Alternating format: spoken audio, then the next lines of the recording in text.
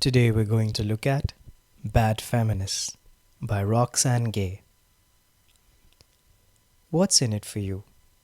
Find your own way to be a feminist.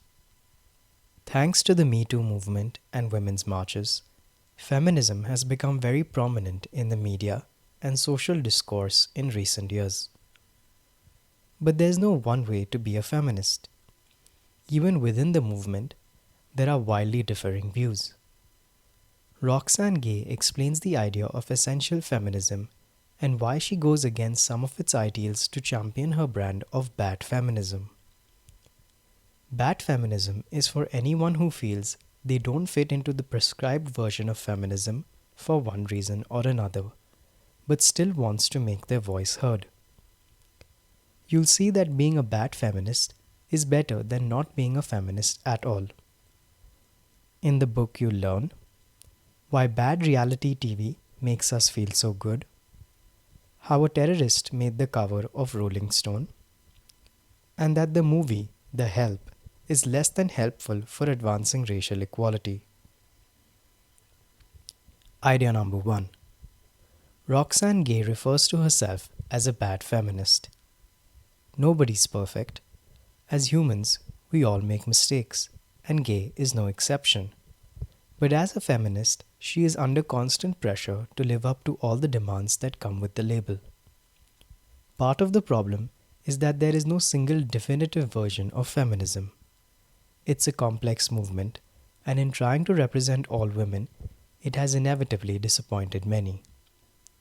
Traditionally, feminists have fought for the rights and liberties of white, cisgender, heterosexual women. This brand of feminism excludes black, transgender, and queer women, failing to acknowledge the very different obstacles that these women face. As white, cis heterosexual women are more likely to have the opportunity to espouse their views in public, it is this group that writes the feminist rulebook.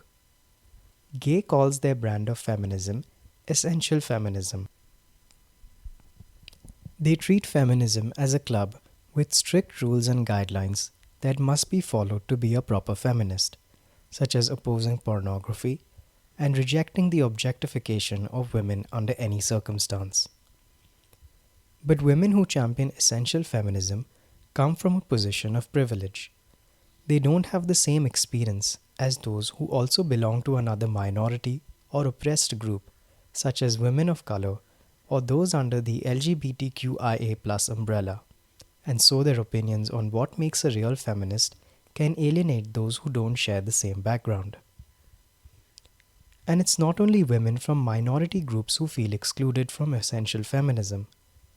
Just disagreeing with some of these views can be enough to leave some women feeling shut out.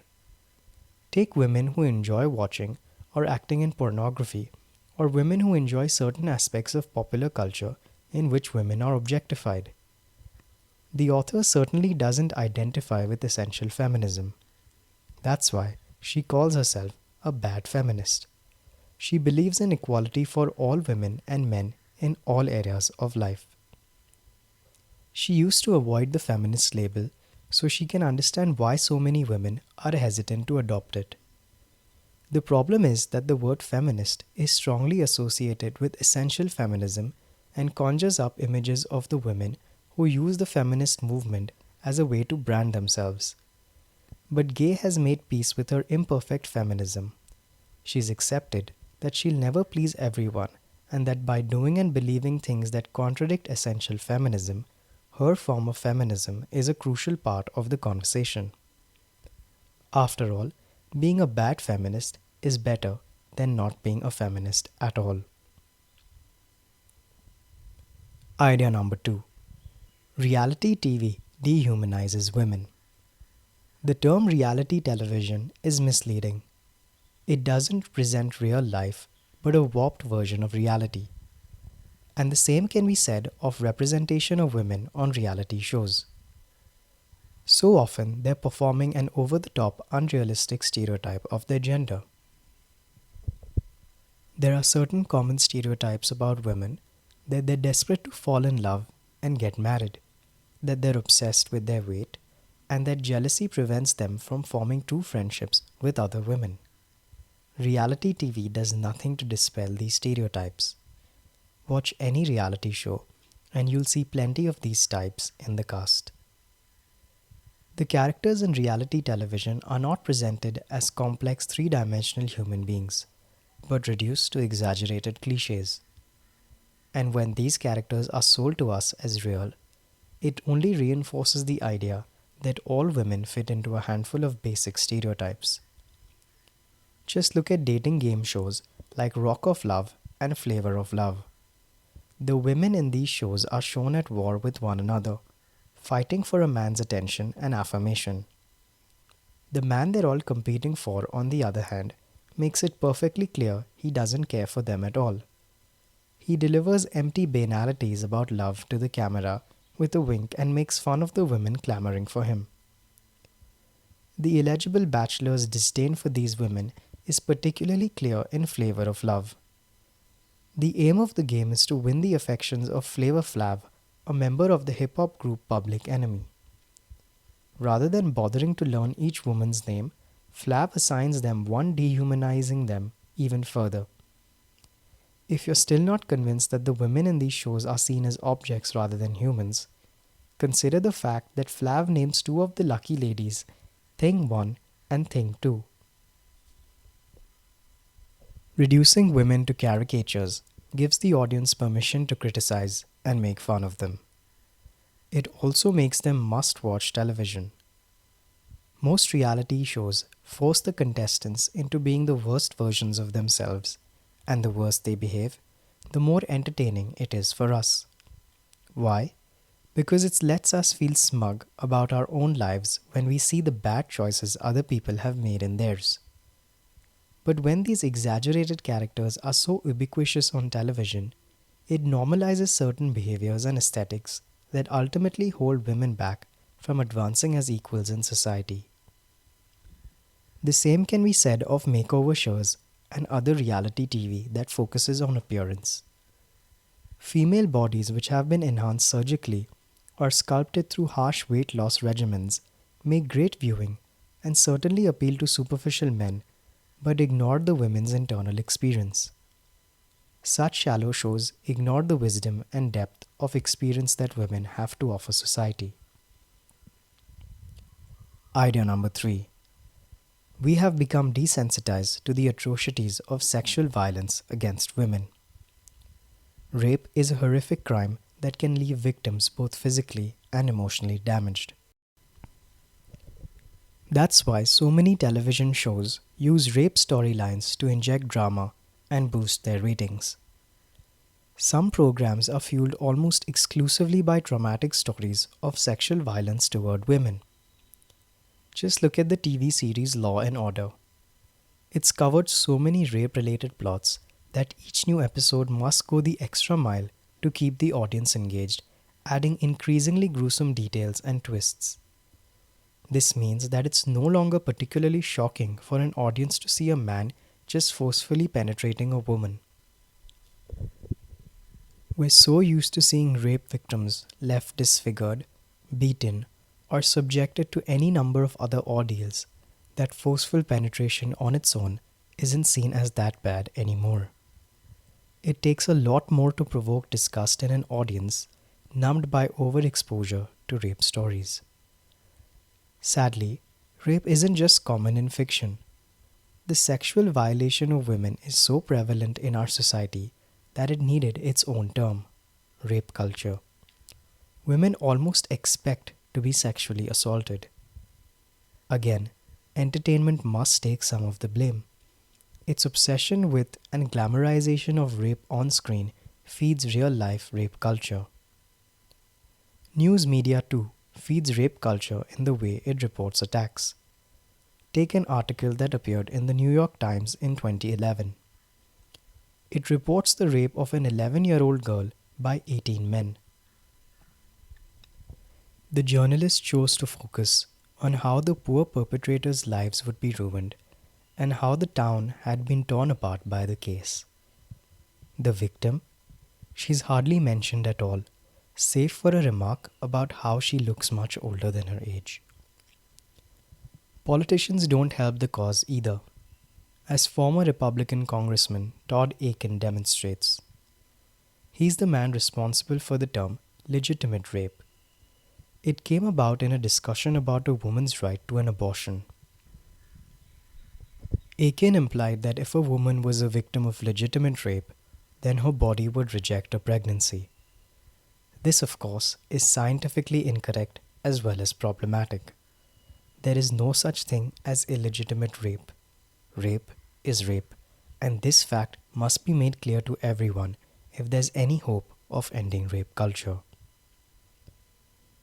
There's a trend of young women claiming that they would happily be beaten by musician Chris Brown, a man convicted of violent assault against a woman because he's so desirable. End quote. Idea number 4. Films like The Help hinder progress towards racial equality. In 2011, The Help was released in movie theaters. Set in segregated Mississippi in the 1960s, it was a feel-good tale about a group of African American maids who served privileged white families. It may have been praised by critics and popular with audiences, but when it came to furthering racial equality, it was the opposite of successful. The film exploited certain stereotypes, including the magical Negro and the white savior narrative. The magical Negro is a black character whose main attributes include kindness, wisdom, and an element of the supernatural. She always uses those traits to help the white protagonist, not herself. The magical Negro trope is popular with white audiences because they can feel good about watching a positive portrayal of a black person. What they don't notice, however, is that this stereotype isn't really a fully formed character. It's just a catalyst for the white protagonist's goals. In The Help, the magical Negro cliché appears in the characters of Abilene, Minnie, and the rest of the black maids. They are incredibly strong but use their power to advance and educate the white characters rather than to help themselves. The Help is also heavily reliant on the white savior narrative. This is the narrative in which the black characters have no way to help themselves, so must rely on a kind white person. The black characters are portrayed as lucky and grateful. This is demonstrated clearly in one particular scene. After John F. Kennedy attends the funeral of civil rights activist Medgar Evers Abilene, a black maid hangs a picture of JFK on her wall. She chooses him over Evans or any other black civil rights activist to hang alongside a photo of her son and a picture of a white Jesus. Other racial stereotyping made it into the movie too.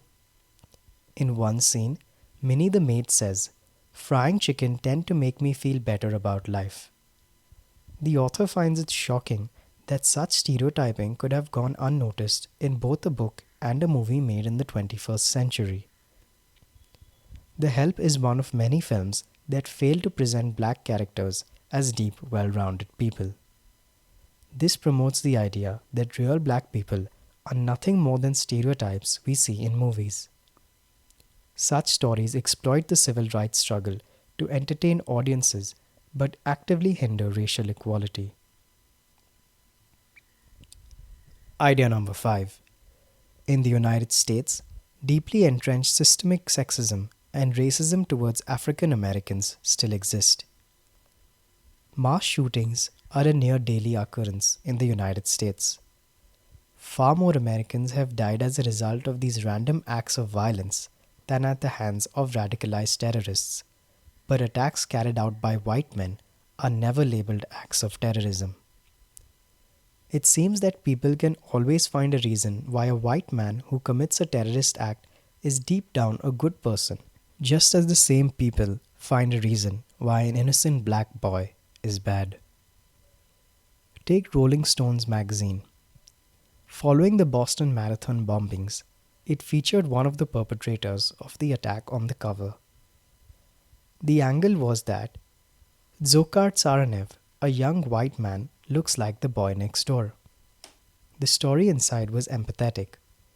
The journalist spoke to people who had known him and described him as a nice normal guy and tried to understand how and why Sarnev had gone from being a regular boy to a mass murderer. Compare that with the case of Travian Martin. When the unarmed black teenager was murdered by George Zimmerman, who was later acquitted of all charges, Travian never featured on the cover of a magazine, nor was his story covered with such sympathy. Quite the opposite. Travian had done nothing wrong. When he was shot, he was armed with nothing more than iced tea and a pack of Skittles. But the narrative of his death was manipulated to match society's expectations. This was best illustrated when Fox News attempted to explain how the teenager might have used the iced tea and Skittles as murder weapons. The situation is also bleak for women. As well as race inequality, gender inequality is still alive and well in America. Even women's bodies are treated as a legislative matter under the control of politicians, most of whom are white men. A woman's reproductive freedom, her right to access birth control, or an abortion if she wants it, is still under threat today. And it's clear that women are not thought of as equal to men.